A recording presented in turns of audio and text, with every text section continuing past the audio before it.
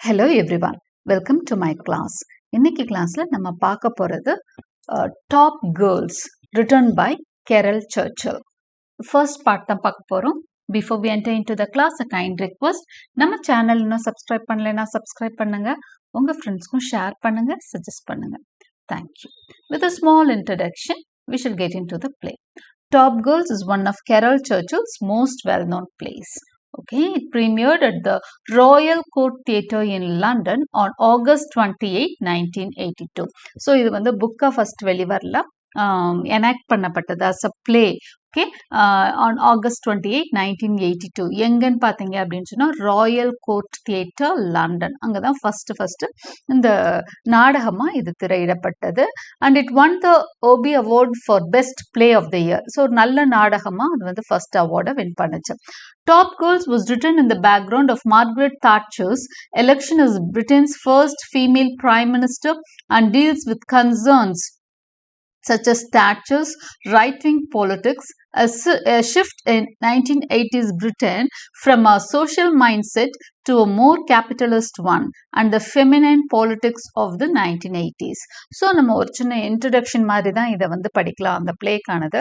So இந்த play எதை பற்றியது ஒரு மாதிரி ஒரு கன்ஃபியூசிங்கான ஒரு பிளே தான். என்ன விஷயம் சொல்ல வர்றாங்க எது அப்படிங்கிறதே அண்டர்ஸ்டாண்ட், ஏன்னா ஒரு ஸ்டோரி மாதிரி இல்லாமல் கொஞ்சம் வித்தியாசமாக இருக்குது.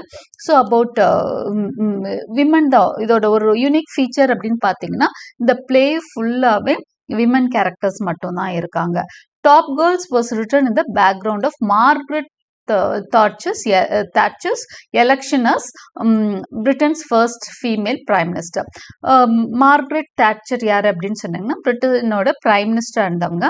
1979லேருந்து 1990 வரைக்கும் கிட்டத்தட்ட 11 இயர்ஸ் ஸ்பேனுக்கு வந்து அவங்க வந்து பிரைம் மினிஸ்டர் ஆஃப் பிரிட்டன் இருந்திருக்கிறாங்க. The first ever female prime minister of Britain அவங்க. ஸோ அவங்க வந்து ரைட் விங் பாலிட்டிக்ஸ் அந்த பாலிசிஸை சப்போர்ட் பண்ணுறாங்க. கன்சர்வேட்டிவ் பார்ட்டி அப்படின்னு சொல்லுவாங்க. அதாவது நீங்கள் சோஷியல் ஹிஸ்ட்ரியில் படிச்சிங்கனாலே ஒரு ரெண்டு குரூப் வந்து எப்போவுமே ரெண்டு பார்ட்டி தான் வந்து ஒரு இங்கிலாண்டில் வந்து ஸ்ட்ராங்காகவே இருப்பாங்க. ஒன்று வந்து ராயல்ஸ் அப்படின்னு சொல்லுவாங்க, இன்னொன்று ரவுண்ட் ஹெட்ஸ்ன்னு சொல்லுவாங்க. அப்புறம் டோரிஸ் விக்ஸ் அப்படின்னு அவங்கள சொல்லுவாங்க. ராயல்ஸ் அப்படின்னா கிங் சப்போர்ட்டர்ஸ், விக்ஸ் அப்படின்னா பார்லமெண்ட் சப்போர்ட்டர்ஸ்.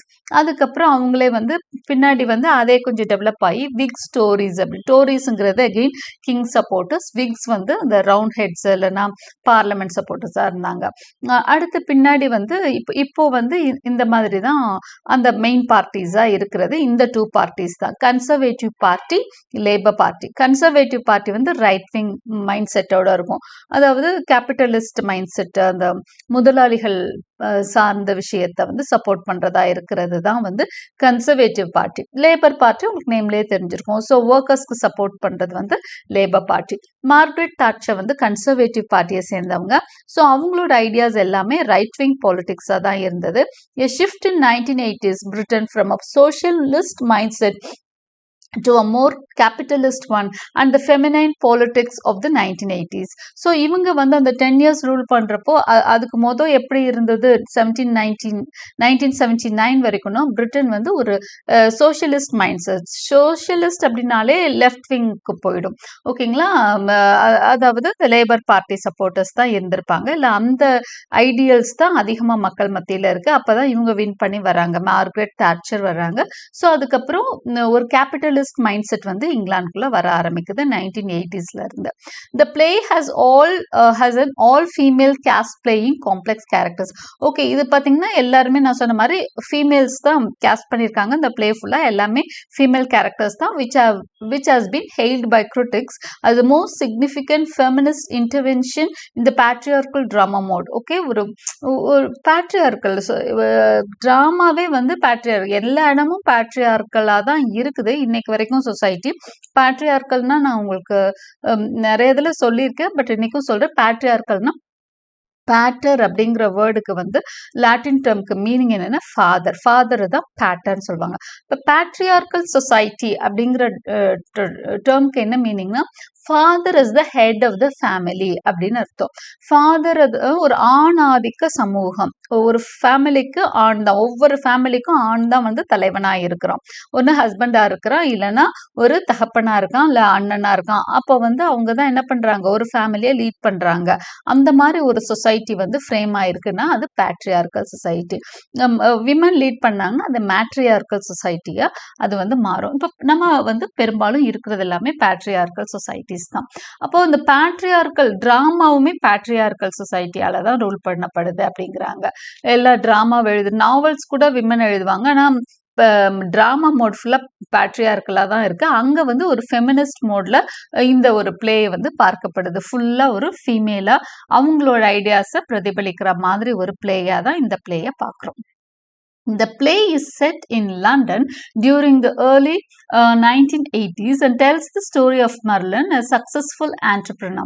So இந்த ஸ்டோரி பார்த்தீங்கன்னா இந்த ஸ்டோரியோட ப்ரொட்டகனிஸ்ட் வந்து மர்லின். அவங்க வந்து ஒரு பெரிய என்ன பண்ணுறாங்க, ஆண்டர்பிரினராக இருக்கிறாங்க. ஒரு நல்ல தொழில் முனைவோர்னு சொல்லுவாங்களே ஆண்டர்பிரினர் அப்படின்னு சொல்லிட்டு. இந்த famous first scene, she host a surreal dinner party featuring notable proto-feminists from different moments in history. இந்த பிளேயோட மற்ற ஆக்ட்ஸ் எல்லாமே நார்மலான சீக்வன்ஸ் மாதிரி தான் இருக்கும், நெஜத்தில் நடக்கிற மாதிரி.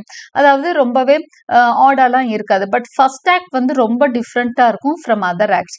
ஃபர்ஸ்ட் ஆக்டில் எப்படி ஆத்தர் வந்து என்ன விஷயம் பேசியிருப்பாங்க அப்படின்னு சொன்னால், ஒரு நம்ம ப்ரொட்டகனிஸ்ட் மர்லின் இருக்காங்களே, அவங்க வந்து ஷிஸ் ஹோஸ்டிங் டின்னர் பார்ட்டி. ஒரு டின்னர் வந்து அரேஞ்ச் பண்ணுறாங்க. யாருக்கு டின்னர் அரேஞ்ச் பண்ணுறாங்க அப்படிங்கிறது தான் வித்தியாசம். யாருமே இந்த உலகத்தில் வாழ்கிறவங்க கிடையாது. அவங்கெல்லாம் ஆல்ரெடி இறந்து போனவங்க. Either they are characters, imaginary characters or real characters who lived and died. Okay, ஒன்று வந்து அவங்க இறந்து போன ஒரு காலத்தில் வாழ்ந்த கேரக்டர்ஸாக இருக்கிறாங்க, இல்லைன்னா அவங்க வந்து இமேஜினரி கேரக்டர்ஸாக இருக்கிறாங்க. இந்த மாதிரி கேரக்டர்ஸ்க்கெல்லாம் இவங்க ஒரு டின்னர் பார்ட்டி வைக்கிறாங்க.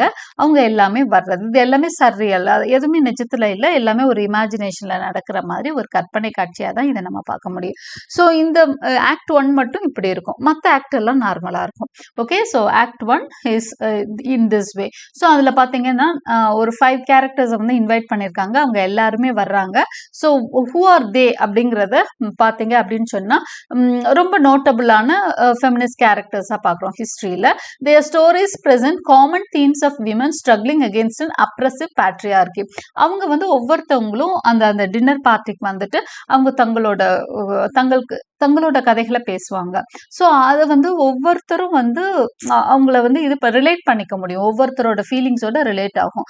ஏன்னா எல்லாருக்கும் என்ன பிரச்சனைனா, ஒரு பெண்ணா அவங்க சர்வைவ் ஆகுறப்போ இந்த பேட்ரியார்கல் சொசைட்டியில், ஒரு ஆணாதிக்க சமூகத்தில் ஒரு பெண் வந்து தலையெடுக்கணும்னா எவ்வளோ பிரச்சனைகளை சந்திக்க வேண்டி இருக்கும் அப்படின்ற விமன் ஸ்ட்ரகிளிங் அகெயின்ஸ்ட் அ பேட்ரியார்கல் சொசைட்டி, இதுதான் வந்து தீம் மாதிரி இருக்கும். விமன் ஸ்ட்ரகிளிங் அகெயின்ஸ்ட் அன் அப்ரெசிவ்னா வைக்கப்படும், இல்லைன்னா ஒடுக்கப்பட்டு இருக்கிறாங்க இல்லையா, women against the patriarchal society. அந்த பேட்ரியார்கல் சொசைட்டி இவங்களை வந்து ஒடுக்கி வச்சிருக்கு இல்லையா, அதை தான் வந்து அதிகமாக பேசுகிறாங்க எல்லாருமே. தென் பிளே எக்ஸாமின்ஸ், ஏன்னா இவங்க எல்லாமே நோட்டபிள் விமனாக இருக்கிறாங்க. அப்போ அவங்க அந்த பொசிஷனுக்கு வர்றதுக்கு எவ்வளோ கஷ்டப்பட்டாங்கன்றதை சொல்கிற மாதிரி இருக்கு. The play examines the roles available to women in old society and what it means or takes for a woman to succeed. அப்போ இந்த பிளே வந்து எதெல்லாம் டிஸ்கஸ் பண்ணுது அப்படின்னா, ஓல்டு சொசைட்டிலேருந்து இந்த சொசைட்டி வரைக்கும் விமன் வந்து ஒரு ரோல் பிளே பண்ணணும்னா, இல்லை அதில் வந்து ஜெயிச்சு வரணும்னா அவங்களுக்கு என்னென்ன மாதிரி பிரச்சனைகள்லாம் வருது, எதெல்லாம் அவங்க எதிர்த்து போராட வேண்டியிருக்கு அப்படிங்கிற விஷயங்களெல்லாம் டீல் பண்ணுது. It also dwells heavily on the cost of ambition and the influence of Thatcherite politics on feminism. First act மட்டும் அந்த ஸ்ட்ரகிள்ஸ் பற்றி நிறைய பேசும். அடுத்து தேர்ட் ஆக்ட்லாம் பார்த்தீங்க அப்படின்னு சொன்னால் Thatcherite பாலிடிக்ஸ்குள்ளே போயிடுவாங்க. மார்கரெட் தாட்சரோட அந்த ரைட் விங் பாலிடிக்ஸும் அவங்களோட டாமினேஷன் எப்படி இருக்கு, ரைட் விங்கோட அந்த இது வந்து பாலிடிக்ஸ் வந்து எந்த அளவுக்கு வந்து லேபர் பார்ட்டி வந்து ஏற்றுக்கிறாங்களா எதுக்குறாங்களா, அந்த மாதிரி ஒரு விஷயம், அதை பற்றியும் அந்த லாஸ்ட் ஆக்ட் வந்து டீல் பண்ணும். ஸோ இதுதான் வந்து இந்த பிளே ஃபுல்லாகவே இருக்கும். Okay, so let us get into the characters, important characters of the play. Characters: Merlin is the protagonist, chief protagonist of the play, central protagonist of Top Girls, who has just been promoted to managing director at the employment agency where she works. So அவங்க வந்து ஒரு employment அது பேர் என்னன்னா top girls அப்படின்னு சொல்லிட்டு ஒரு employment agency, ஒரு பெரிய ஏஜென்சி, ஒரு பெரிய கார்ப்பரேட் ஒர்க்கிங் மாதிரி வச்சுக்கோங்களேன், கார்ப்பரேட் கம்பெனி மாதிரி. அதில் வந்து இவங்க தான் என்ன பெரிய மேனேஜிங் டைரக்டராக இருக்காங்க Marlene. Okay, Marlene's career ambitions have led her to abandon her family including her daughter Angie. இப்போ மெர்லின் வந்து இந்த கேரக்டரில் இந்த கேரியரில் இவ்வளோ பெரிய பொசிஷனுக்கு வர்றாங்க அப்படின்னா ஒரு மேல் டாமினன்ட் சொசைட்டியில், ஒரு பேட்ரியார்கல் சொசைட்டியில் இட்ஸ் நாட் that easy. அவங்க அதுக்காக நிறைய தியாகங்கள் பண்ணியிருக்காங்க. this kind of ambition, ஒரு பெரிய பொசிஷனுக்கு போகணும் அப்படிங்கிறப்போ அவங்க she had to abandon her family, தன்னோட குடும்பத்தையே அவங்க விட்டுட்டு தான் வெளியே வர்றாங்க. அப்போதான் அவங்களால அச்சீவ் பண்ண முடியுது.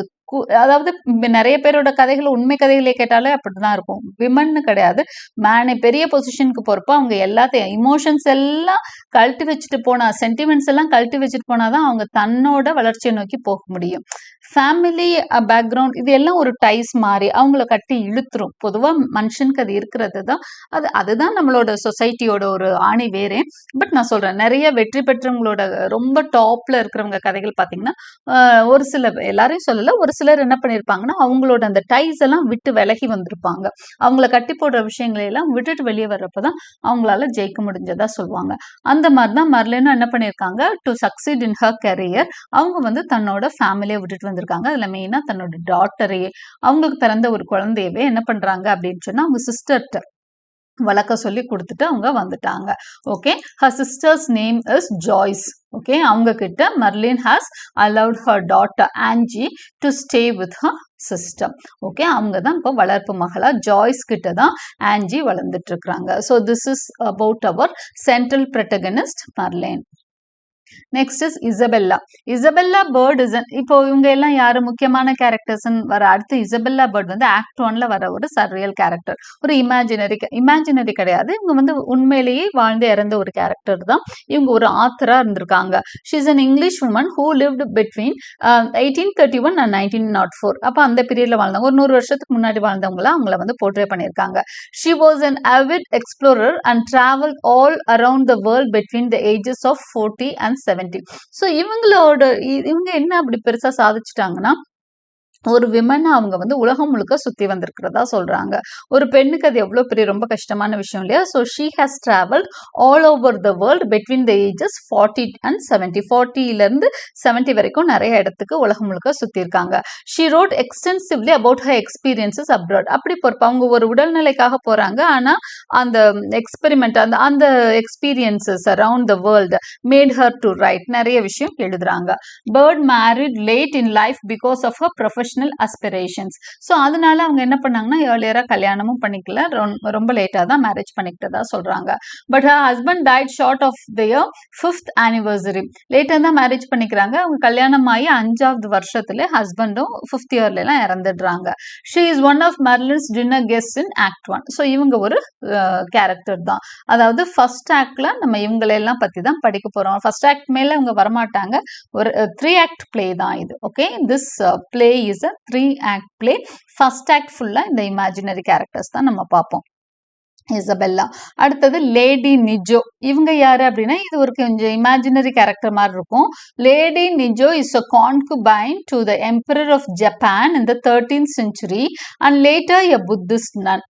கான்குபைன் அப்படின்னு சொன்னா என்ன சொல்லுவாங்க, ஒரு இல்லெஜிட்டிமேட் அஃபேர் இருக்கும் இல்லையா, அவங்கள தான் ஒரு செகண்ட் ஒய்ஃப் மாதிரி தான், விதவுட் அந்த லீகலா எந்த ஒரு இதுவுமே இல்லாம ஒய்ஃப் மாதிரி இருக்கிறவங்கள தான் கான்குபைன் அப்படின்னு சொல்றாங்க. லேடி நிஜோ வந்து யாருக்கு கான்குபைனா இருந்தாங்கங்கிறது தான் நமக்கு. கான்குபைனா இருக்கிறது யாரும் சாதனையா நம்ம சொல்ல போறது இல்லை. But she was the concubine of the emperor of Japan. ஜப்பானோட எம்பரர், அவருக்கு கான்குபைனா இருந்திருக்காங்க. எந்த பீரியட்ல அப்படின்னா 13th centuryல. இது வந்து லேடி நிஜோ சொல்ற கேரக்டர் நம்ம இமேஜினரி கேரக்டரா ரியல் கேரக்டரா நமக்கு தெரியல. 13th century அண்ட் லேட்டரா புத்திஸ்ட் நன். ஆனா இவங்க என்ன பண்ணாங்கன்னா, பின்னால ஒரு நன்னா மாறிட்டாங்க, புத்திஸ்ட் நன்னா மாறி இருக்காங்க. ஸோ இவங்க வந்து ரெண்டு எக்ஸ்ட்ரீம்ஸ்லயும் இருக்கிறாங்க. ஒரு ஒரு பிசிக்கலா தன்னோட அழகை காமிச்சு வியாபாரம் பண்ண ஒரு பெண்ணாவும் நம்ம பார்க்குறோம், ஒரு கான்குபைனாவும் இருந்திருக்காங்க. அட் த சேம் டைம் பின்னால பார்த்தீங்கன்னா அதெல்லாம் மறந்துட்டு ஒரு நன்னா மாறி இருக்காங்க. ஸோ டூ எக்ஸ்ட்ரீம் போல்ஸ்ல வாழ்ந்த ஒரு பெண்ணா லேடி நிஜாவ் போர்ட்ரே பண்ணியிருக்காங்க. She had four children, all of whom were taken away from her. அவங்க வந்து அந்த எம்பரர் கூட வாழ்ந்ததுனால 4 குழந்தைகள் பிறகுது. ஆனா அவங்களுக்கு வந்து குழந்தைகளோட வச்சுக்க முடியாது அப்படிங்கிறதுனால, ஒரு கான்குபைனா இருக்கிறப்ப அவங்க ராஜாவோட குழந்தைய வச்சுக்க முடியாதுங்கிறதுனால all the 4 children have been taken away from her. அந்த குழந்தைங்கள்லாம் அவங்க கிட்ட இருந்து பிரிக்கப்பட்டிருக்காங்க. she is one of Merlin's dinner guests in act 1. இவங்களும் மர்லினோட ஒரு டின்னர் கெஸ்டா நம்ம பார்க்கிறோம். dull grit is the subject of Bruegel's. நம்ம கேரக்டர்லயே கிட்டத்தட்ட எல்லா டீடைல்ஸும் பார்த்துடுறோம். ஏன்னா ஆக்ட் 1ல நம்ம படிக்கிறதுக்கு பெரிய விஷயங்கள்லாம் ஒண்ணுமே கிடையாது. அதனால கேரக்டரை வந்து கொஞ்சம் பார்த்தீங்கன்னா அவங்க எல்லாமே சும்மா சேட் பண்ணிட்டு இருப்பாங்க. இப்போ நம்ம சொல்றோம் இல்லையா, ஒவ்வொருத்தவங்களோட டீட்டெயில்ஸ் சொல்றோம்ல, அதை தான் நம்ம தெரிஞ்சுக்க போறோம். ஆக்ட் 1 ஃபுல்லாவே அவங்க இதை தான் சொல்ல போறாங்க. நான் வந்து ஜப்பான் எம்பரரோட கான்குபைனா இருந்தேன்னு சொல்ல போறாங்க, பின்னாடி புத்திஸ்டா மாறினேன்னு சொல்ல போறாங்க, தன்னோட 4 குழந்தைங்களும் பறிப்போனதை பத்தி சொல்ல போறாங்க. ஸோ இதுதான் டீட்டெயில்ஸா இருக்க போகுது ஆக்ட் 1ல. ஸோ நம்ம வந்து கிட்டத்தட்ட கேரக்டர் ஸ்கெட்ச்லயே இந்த ஆக்ட் 1க்குரிய எல்லா விஷயங்களையும் பார்த்துட்டு இருக்கோம். ஸோ கவனமா கேட்டுக்கோங்க. dull grit. dull grit is the subject of Bruegel's famous painting called Dull Grit, which depicts a woman in an apron and armor leading an army of women in battle against a horde of demons in hell. இதுவும் வந்து ஒரு imaginary கேரக்டரா தான் பார்க்குறோம், dull grit அப்படிங்கிற character. இது யார் இந்த கேரக்டர் அப்படின்னு சொன்னா ஒரு ஃபேமஸ் பெயிண்டிங்கா. இது யாரு? ப்ரூகெல் அப்படின்னு ஒரு பெயிண்டர். இதெல்லாம் ஞாபகம் வச்சுக்கோங்க ஒன் வேர்ட் கொஸ்டினுக்கு. dull grit is the subject of Bruegel's famous painting. ப்ரூகெல்ன்ற ஒரு பெயிண்டரோட பெயிண்டிங்ல வந்த கேரக்டர் தான் dull grit. ஓகே, ஸோ இவங்க வந்து ஒரு கேரக்டர். அந்த பெயிண்டிங்ல என்ன போர்ட்ரே பண்ணியிருக்கிறாங்க அப்படின்னு சொன்னா, it has depicted a women in an operant and armour. அவங்க வந்து ஒரு பெரிய ஒரு லாங் ட்ரெஸ் போட்டிருக்கிறது தான் ஆப்ரன் அப்படின்னு சொல்றாங்க. அந்த ஆப்ரன் போட்டுட்டு ஒரு ஆர்மர் கையில வந்து சில ஆர்மர்னா வெப்பன்ஸ் எல்லாம் பேட்டிலுக்கு யூஸ் பண்றது தான் ஆர்மர். அதெல்லாம் யூஸ் பண்ணிட்டு அவங்க வந்து நடக்கிற மாதிரி ஒரு பெயிண்டிங் தான் dull gritோட painting. She is leading an army of women in battle against a horde of demons in hell. சரி, அவங்க அந்த படத்துல என்ன பண்றாங்க? ஏன்னா இது வந்து படத்துல இருக்க ஒரு பெயிண்டிங்ல இருக்க கேரக்டரா தான் சொல்றோம். அப்ப அந்த பெயிண்டிங்ல dull grit என்ன பண்றாங்கன்னா விமனை லீட் பண்ணி போயிட்டு இருக்காங்க ஹெல்லுக்கு. அங்க டெமன்ஸ் எல்லாம் அவங்கள வழிமறைக்கிறாங்க, அவங்கள ஃபைட் பண்றாங்களோ ஏதோ பண்ணிட்டு இருக்காங்க. Okay, she is fighting against the demons in hell. அதுதான் வந்து dull gritோட கேரக்டரா பார்க்கிறோம். இவங்க வந்து ஒரு வீராங்கனை போல வேடம் தரித்திருக்கிறாங்க. She is in armour and apron. அடுத்ததான் இவங்க என்ன பண்றாங்க? She is leading a set of women to hell and she is fighting against demons அப்படிங்கிறது தான் dull grit பத்திய informations. She is one of Marlene's guests in act 1. இவங்க வந்து third கெஸ்டா நம்ம பார்க்கிறோம். போப் ஜோன், போப்னு போட்டிருக்காங்க, அப்புறம் என்ன ஒரு விமன் கேரக்டர். இங்க எப்படி விமன் கேரக்டர் வரும்னா, ஆமா இதுதான் அதோட வித்தியாசமே, யூனிக்னஸே அதுதான். Pope Joan is a legendary woman believed to have disguised herself as a man and saved as the Pope from 1854 and to 1856.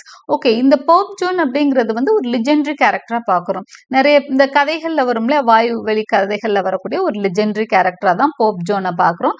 இவங்க யாரு அப்படின்னா ஒரு விமன் ஆக்சுவலி. ஆனா என்ன பண்றாங்க, ஒரு மேல் மாதிரி வேடம் தரித்து அவங்க போப்பா இருக்கிறாங்க. எந்த பீரியட்லன்னு சொல்றாங்கன்னா 1854, ஒரு 2 இயர்ஸ் வந்து போப்பா இருக்கிறதா ஒரு கதை நிலவுது. அது எந்த அளவுக்கு உண்மைலாம் தெரியாது. பட் இது வந்து ஒரு லெஜெண்டரி ஸ்டோரியா தான் சொல்றாங்க. This is Pope zone.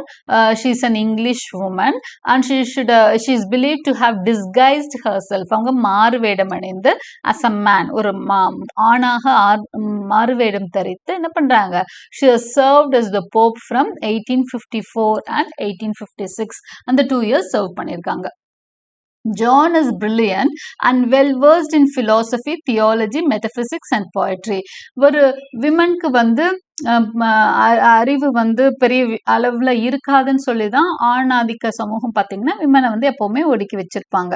ஆனா when they are given chance, okay, எப்பவுமே விமனுக்கான அந்த ஆப்பர்ச்சுனிட்டி கிடைக்கிறப்போ அவங்க எல்லா இடத்துலயும் ப்ரூவ் பண்ணிட்டு இருக்காங்க. இப்போ 21st century அதுக்கான எக்ஸாம்பிளா நம்ம பார்க்கலாம். Women R thriving in many fields. நிறைய இடத்துல விமன் வந்து த்ரைவ் பண்றதை நம்ம பார்க்குறோம். ஈக்குவலா வந்து என்ன பண்றாங்க, இன்னும் ஒரு சில இடங்கள்ல ஆணுக்கு மேலேயே அவங்க தன்னை நிரூபிச்சு காமிச்சிட்டு இருக்காங்க. இப்போ ஜோன் வந்து ஒரு பிரில்லியண்டான ஒரு வெல்வர்ஸ்டான ஒரு கேரக்டரா டெபிக்ட் பண்ணியிருக்கிறாங்க. அவங்க எப்படின்னா பிலாசபி ஆகட்டும், தத்துவம் பேசுறதுல, கடவுளை பத்தி தியாலஜி பேசுறதுல ஆகட்டும், மெட்டாபிசிக்ஸ் ஆகட்டும், போயிட்டு எல்லாத்துலயும் கை தேர்ந்தவங்களா நம்ம வந்து போப் ஜோனை காமிச்சிருக்காங்க. her reign as pope ended tragically. She revealed her gender when she gave birth during a public procession and was subsequently stoned to death. சரி, இந்த போப் ஜோன் எத்தனை வருஷம் அப்படி மறைஞ்சு வாழ்ந்தாங்க, எப்படி என்ன ஆச்சு பின்னாடி அப்படின்னு ஒரு கியூரியாசிட்டி இருக்கும் இல்லையா, அதையெல்லாம் அந்த கதையில அவங்க சொல்றாங்க. she revealed her gender when she gave birth. என்னாச்சு அப்படின்னு சொன்னா அவங்க ஆக்சுவலா ரியல் போப் எல்லாம் கிடையாது. so she became pregnant. Okay, அந்த பிரெக்னன்சியோட அந்த முடிவுல என்ன ஆயிடுது, ஒரு ப்ரொசஷன் நடக்கிறப்ப அவங்களுக்கு டெலிவரி பெயின் வந்துடுது. ஸோ எல்லாரும் கண்டுபிடிச்சிடுறாங்க. she happened to everyone finds her as a female. அதனால அவளை ஒரு விச்சா இது பண்ணி ஹியர்ஸின்னு சொல்லுவாங்க இல்லையா, ஹியர்ஸை ஆர் சம்திங் லைக் தட், அந்த மாதிரி சொல்லி அவளை வந்து விச்சா ப்ரொக்ளைம் பண்ணி அவங்கள ஸ்டோனால், அதாவது கல்லால் அடித்து கொல்லப்பட்டார் போப் ஜோன். ஓகே, ஒரு விமனா இருந்துட்டு மேனா வேஷம் போட்டது ஒரு பக்கம், இன்னொரு அந்த ட்ரெஸ்ல வந்து she has given birth to a childங்கிறதுனால அவங்கள விச்சா ப்ரொக்ளைம் பண்ணி அவங்கள வந்து she has been stoned to death. Okay, அதுதான் போப் ஜோனோட ஸ்டோரி. இது எல்லாமே ஆக்ட் 1ல வர்ற விஷயங்கள் நம்ம வந்து டிஸ்கஸ் பண்ணிட்டு இருக்கோம். she is one of Merlin's dinner guests in act 1. Okay, patient, Griselda. Okay, இது வரைக்கும் இந்த 5 கேரக்டர்ஸும் தான் நம்ம ஆக்ட் 1ல மெர்லினோட டிஸ்கஸ் பண்ற கேரக்டர்ஸா பார்க்குறோம். ஓகே, இசபெல்லா பார்த்தோம், அடுத்து லேடி நிஜோ அப்படின்னு ஒரு கேரக்டர் பார்த்தோம். இவங்க கான்குபைன். ஃபர்ஸ்ட் இசபெல்லா ஒரு ரைட்டர், லேடி நிஜோ வந்து ஒரு concubine to the emperor of Japan, Dull Gret வந்து ஒரு ஃபேமஸ் பெயிண்டிங். அவங்க போப் ஜோனை ஒரு லிஜெண்டரி கேரக்டரா பார்க்குறோம். கடைசியா வர்றது பேஷண்ட் கிரிசெல்டா.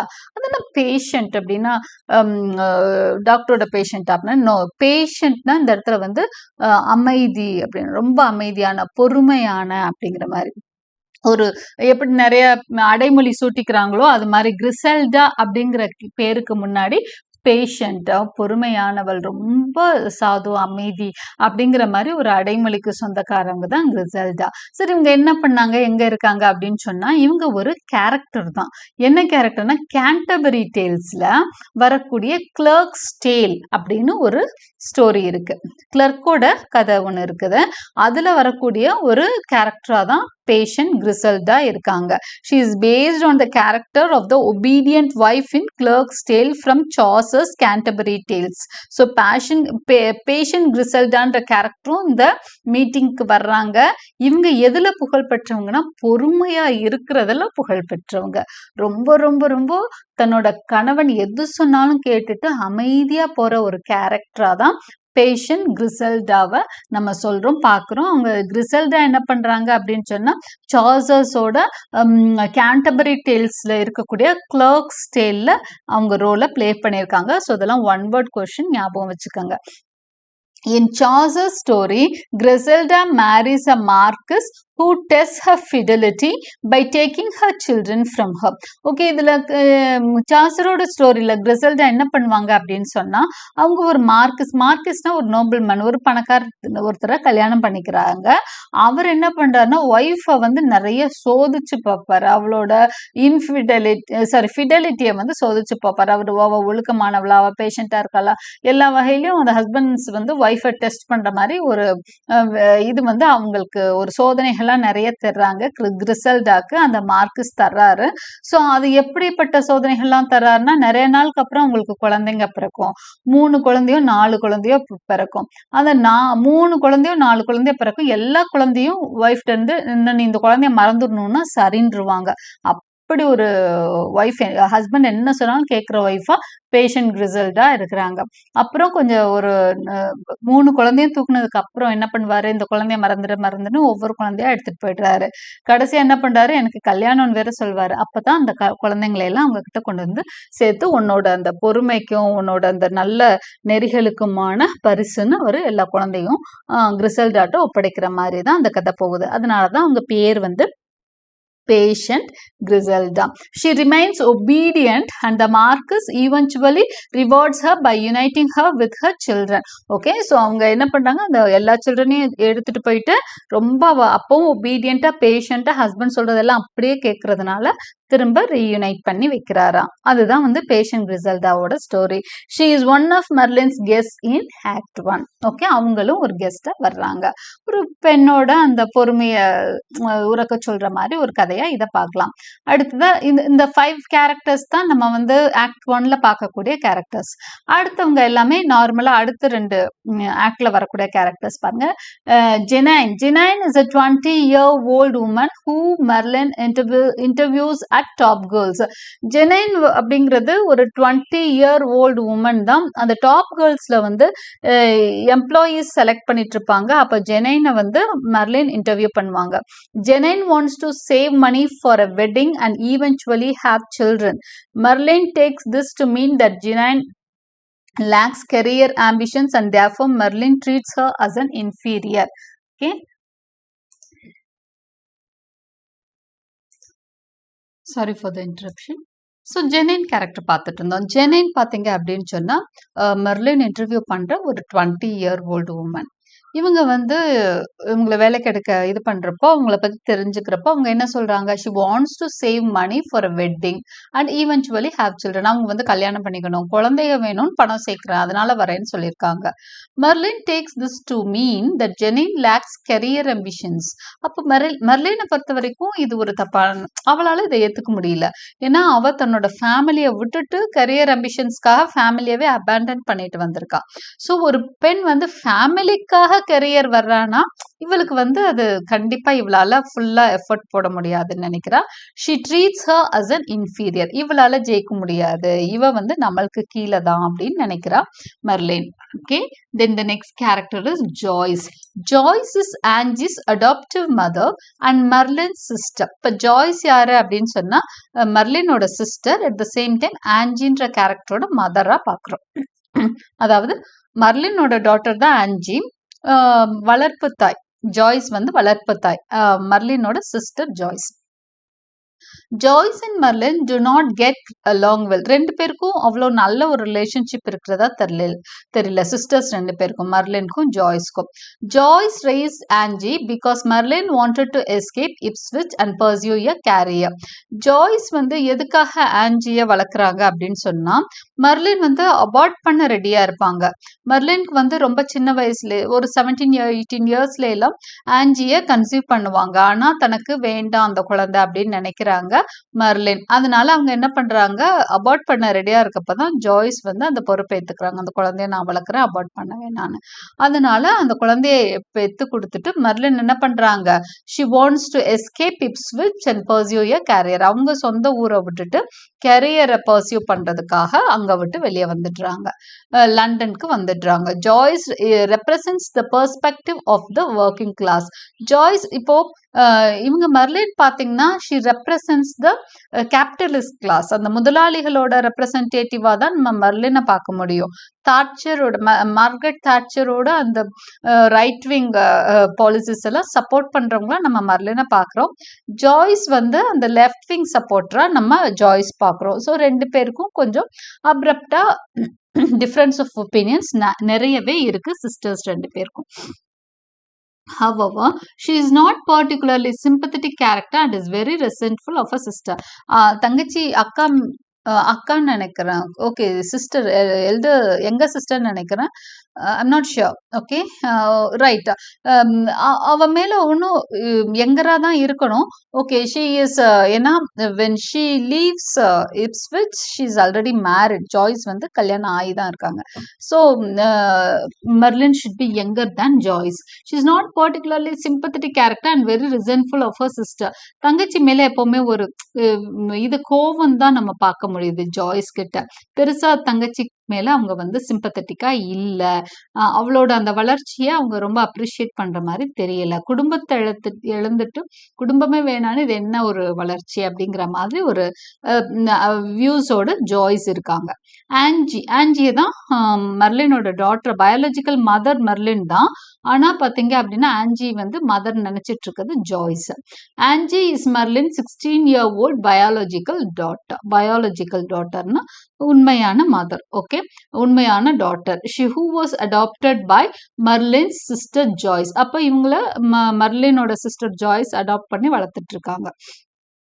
அவங்க ஆன்ஜி எப்படி இருக்காங்கன்னா அக்ரெசிவா இருக்காங்க, ஆனா அன்இன்டெலிஜென்ட்டா இருக்கிறாங்க.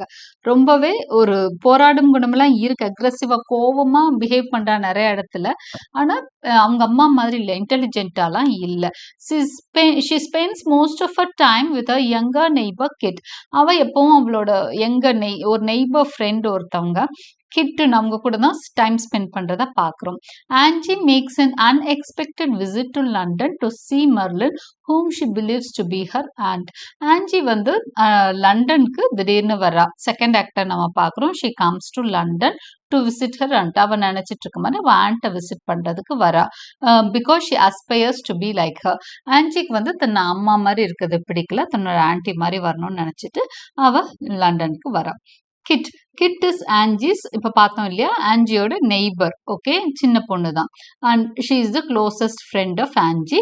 Kit is a bright girl with academic ambitions. Kit வந்து பிரைட் கேர்ளா பாக்குறோம், கொஞ்சம் புத்திசாலி பொண்ணா பாக்குறோம். Win is one of the female employees at top girls ஏஜென்சில இருக்கக்கூடிய ஒரு கேரக்டர் தான் Win. She is focused on her career. Nell is one of the female employees at Top Girls. She is also career driven and is jealous of Merlin's promotion. இவங்களும் நெல் இவங்க எல்லாமே அந்த top கேர்ள்ஸ்ல work பண்ற women. Okay, இவங்க இதுல வந்து நெல் வந்து கொஞ்சம் ஜெலஸா இருக்காங்க நம்ம ப்ரொட்டகனிஸ்ட் மேல. Okay, Louise is a 46-year-old woman being interviewed at Top Girls. இவங்களும் இன்டர்வியூக்கு வந்திருப்பாங்க டாப் கேர்ள்ஸ்ல இன்னும் நல்ல பொசிஷன் வேணும்னு. She wants a new job after 21 years at a firm. இவங்க 21 years வேற ஒரு ஃபர்ம்ல வேலை பார்த்துட்டு டாப் கேர்ள்ஸ்க்கு வந்திருக்காங்க.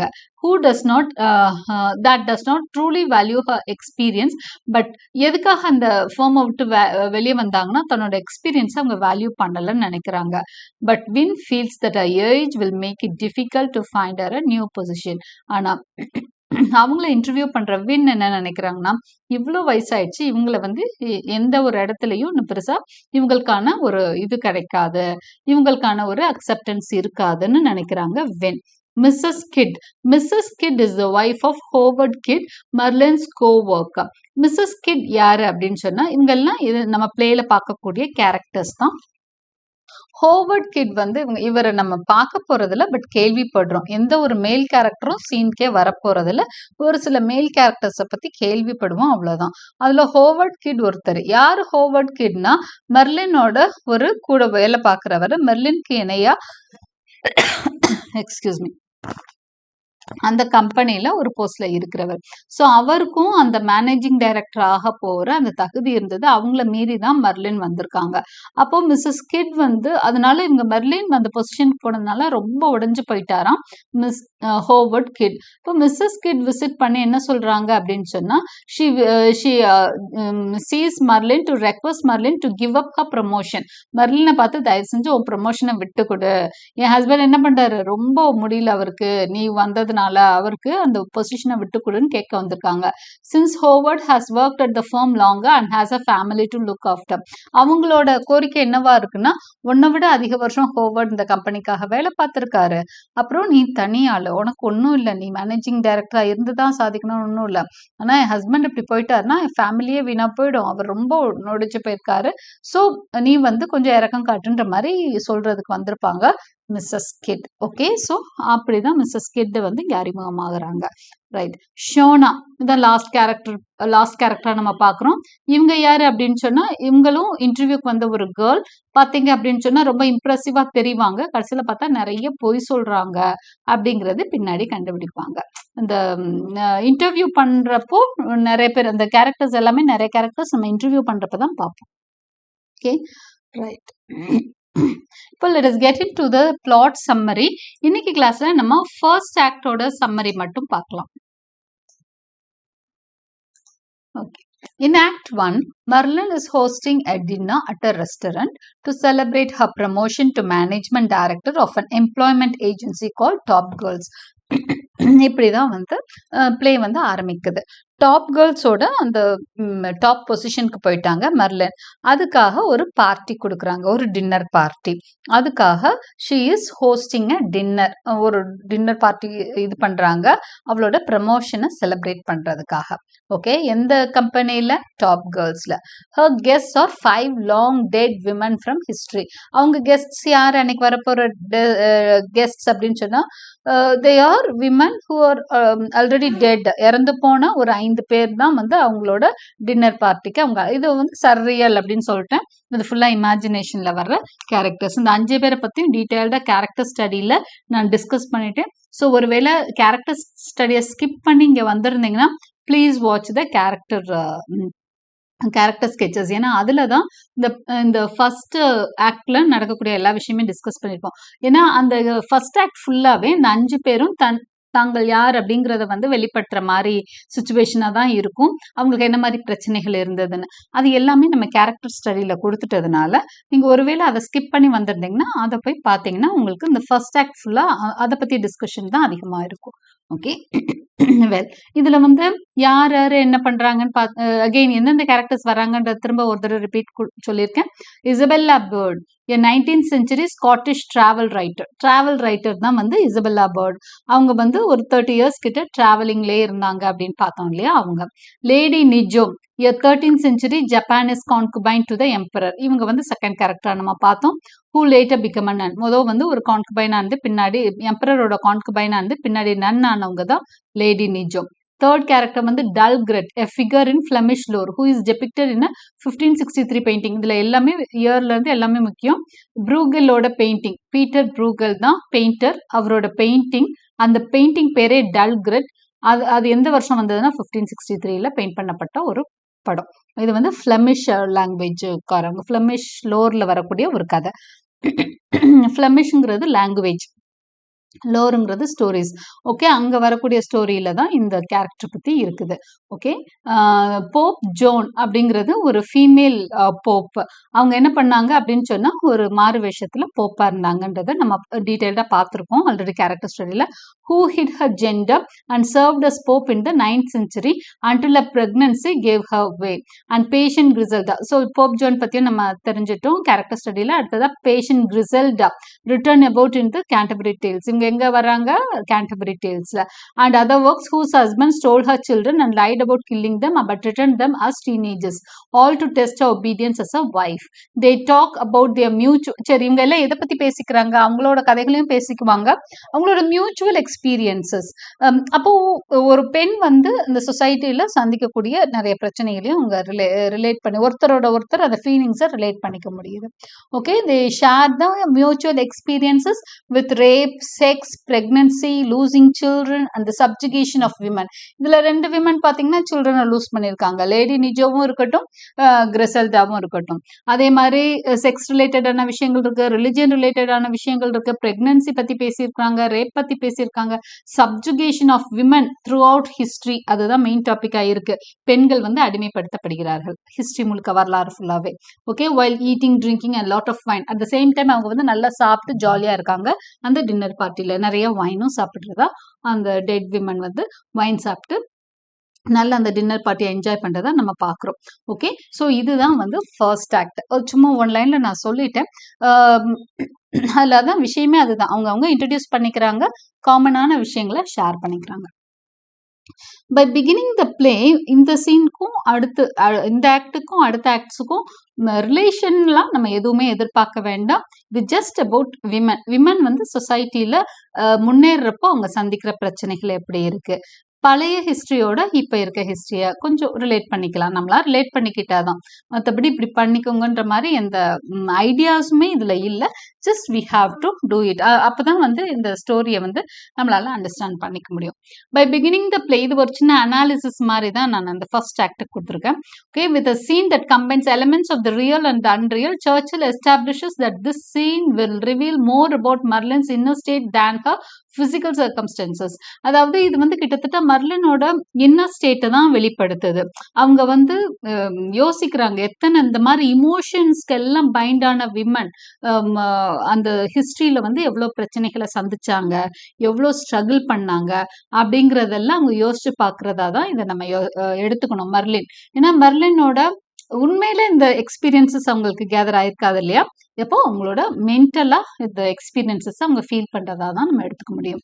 As Merlin's guests arrive and begin to share their life stories, they distinguish themselves through their disparate upbringings, historical periods, religious, philosophical values and materially embodied conditions. So Merlin's guests எல்லாமே வருவாங்க, வந்து ஒவ்வொருத்தவங்களும் அவங்களோட life ஸ்டோரிஸை discuss பண்ணுவாங்க, share பண்ணிக்குவாங்க. அவங்களோட ஒவ்வொருத்தரோட அந்த லைஃப் ஸ்டைல், அந்த பீரியட்ல வாழ்ந்த அந்த அப்ரிங்கிங், அந்த ஹிஸ்டாரிக்கல் பீரியட் எப்படி இருந்தது, அப்ப இருந்த வேல்யூஸ் எப்படி இருந்தது, எல்லாத்த பத்தியும் பேசுறாங்க. The shifting narrative suggests that these women have experienced something common. So வேற வேற காலகட்டத்துல இந்த பெண்கள் வாழ்ந்து வந்தாலும் எல்லாருமே பெண்கள் அப்படிங்கறது ஒரு விஷயம். இன்னொன்னு, எல்லாருமே ஸ்ட்ரகிள்ஸ் மீட் பண்ணிருக்காங்க. வேற வேற காலகட்டத்துல இருந்தாலும் பெண்கள் எல்லாத்துக்கும் ஒரு சில பிரச்சனைகள் ஒரே மாதிரியா இருந்திருக்கு. ஏன்னா it is largely controlled by men. ஏன்னா இந்த உலகம் வந்து அதிகமா ஆணாதிக்க சமூகமா இருக்கிறதுனால பெண்கள் எல்லாரும் வெவ்வேறு காலகட்டத்துல இருந்தாலும் ஒரு நிறைய ஸ்ட்ரகிள் பண்ணி தான் மேல வர முடிஞ்சது அப்படிங்கிற விஷயத்துல எல்லாரும் ஒன்றுபடுறாங்க. Each woman has endured hardship at the hands of a husband, lord or a patriarchal institution. இப்போ ஒவ்வொரு பெண்ணும், இதுல வர ஒவ்வொரு பெண்ணும் பாத்தீங்கன்னா கஷ்டப்படுறாங்க. யாரு கையில? ஒரு ஹஸ்பண்ட் கையிலயோ, ஒரு லார்ட் கையிலயோ, இல்லைன்னா ஒரு patriarchal institution, ஒரு ஆணாதிக்க சமூகத்தின் கீழேயோ அவங்க வந்து கஷ்டப்படுற மாதிரி தான் ஸ்டோரி அமைஞ்சிருக்கு. However, each woman has in some way also refuted to inhabit her expected role quietly, which reveals the thread that binds them, the opposition to injustice against women. இன்னொரு விஷயம் எங்களுக்குள்ள ஒற்றுமை என்னன்னா, ஒவ்வொரு பெண்ணும் ஒரு காலகட்டத்துல தனக்கு எதிராக இழைக்கப்பட்ட அந்த அநீதிக்கு எதிரா என்ன பண்றாங்க அப்படின்னு சொன்னா போராட ஆரம்பிக்கிறாங்க. They refuse to inhabit her expected role quietly. அவங்களுக்கு இழைக்கப்படும் அந்த இந்த அநீதியை வந்து அமைதியா ஏத்துக்கிற தயங்குறதா நம்ம பாக்குறோம். அதனால அதுவும் வந்து இந்த பெண்களுக்கு இடையில இருக்கிற ஒரு ஒற்றுமையா நம்ம பார்க்கலாம். This appears to be the reason that Merlin has assembled these women. இதுதான் மெர்லின் வந்து இந்த டிஃப்ரெண்ட் கேரக்டர்ஸ், டிஃப்ரெண்ட் டைம்ல இருக்க கேரக்டர்ஸை அசம்பிள் பண்ணதுக்கு ஒரு காரணமாகவும் நம்ம பார்க்கலாம். இப்போ வெவ்வேறு காலகட்டத்துல வாழ்ந்தாலும் பெண்கள் வந்து ஒரே மாதிரி பிரச்சனைகளை தான் சந்திச்சுட்டு இருக்காங்க. இந்த உலகத்துல வந்து எந்த பீரியட்ல இருந்தாலும் சரி, பெண்கள் வந்து ஆண்களால வந்து ஒரு சில ஸ்ட்ரகிள்ஸை வந்து ஃபேஸ் பண்றாங்க. Because she now considers herself their equal.